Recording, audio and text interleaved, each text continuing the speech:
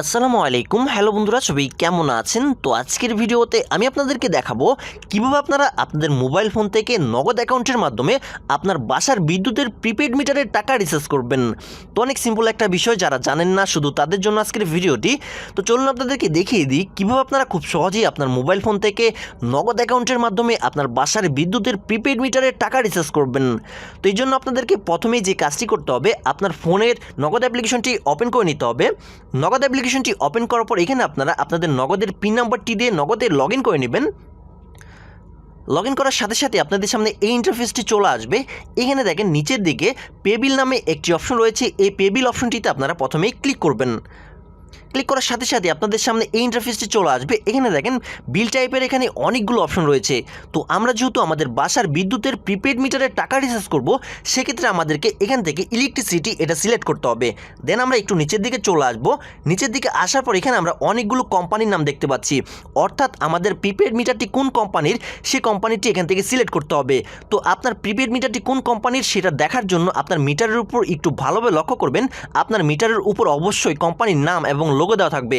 তো আমার যে মিটারটি রয়েছে সেই মিটারটি হচ্ছে বিআরইডি প্রিপেড মিটার। তো আমি এখান থেকে এই কোম্পানির নামটি এখান থেকে সিলেক্ট করে দিব। সিলেক্ট করার সাথে সাথে আমি দেখতে পাচ্ছি আমার সামনে দুটো অপশন চলে এসেছে। প্রথমটি হচ্ছে মিটার নাম্বার, দ্বিতীয়টি হচ্ছে বিল অ্যামাউন্ট। তো এখানে আমাদেরকে প্রথমেই আমাদের মিটারের যে নাম্বারটি রয়েছে এই নাম্বারটি এখানে দিতে হবে। তো আপনার মিটারের নাম্বারটি আপনার মিটারের উপর দেওয়া থাকবে, সেটা ভালোভাবে দেখে এখানে বসিয়ে দিবেন।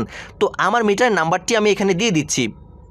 মিটারের নাম্বারটি দেওয়ার পর এখন আমাদেরকে বিল অ্যামাউন্ট, এই ঘরের মধ্যে আমরা কত টাকা রিচার্জ করতে চাচ্ছি আমাদের মিটারে সে অ্যামাউন্টটি এখানে দিতে হবে। তো আমরা আমাদের মিটারে 600 টাকা রিচার্জ করতে চাচ্ছি, সেক্ষেত্রে আমি এখানে 600 দিয়ে দিলাম।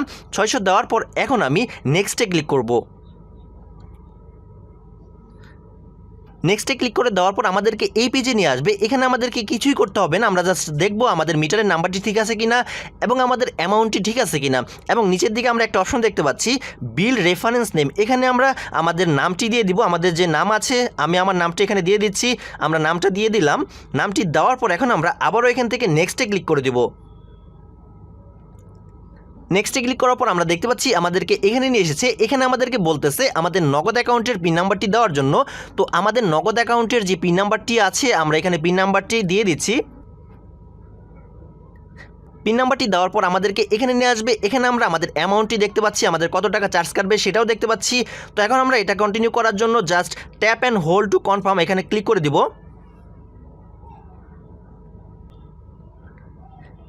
ফাইনালি আমরা দেখতে পাচ্ছি আমাদেরকে বলতেছে বিল পে সাকসেসফুল।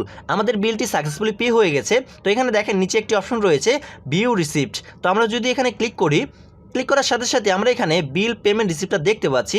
তো এটা হচ্ছে আমরা যে আমাদের মিটারে টাকা রিচার্জ করেছি সেটা একটা ডকুমেন্ট। তো আমরা চাইলে এটাকে আমাদের ফোনে সেভ করে রেখে দিতে পারবো।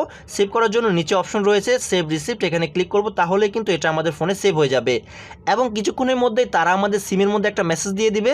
মেসেজের মধ্যে একটি টোকেন নাম্বার থাকবে। এই টোকেন নাম্বারটা আমরা যখন আমাদের মিটারে তুলে ইন্টারফেস করব তখন কিন্তু টাকাটা আমাদের মিটারে লোড হয়ে যাবে। তো আমি অনেকবারই নগদ অ্যাকাউন্ট থেকে আমার মিটারে টাকা লোড করেছি, টাকা রিচার্জ করেছি, বারবারই কিন্তু টোকেন নাম্বারটা আমার ফোনে এসেছে, কিন্তু এই টোকেন নাম্বারটা আমাকে আমার মিটারে তুলতে হয়নি, অটোমেটিকই কিন্তু মিটারে টাকাটা লোড হয়ে গেছে। তো এটা আমার কাছে অনেক ভালো লেগেছে।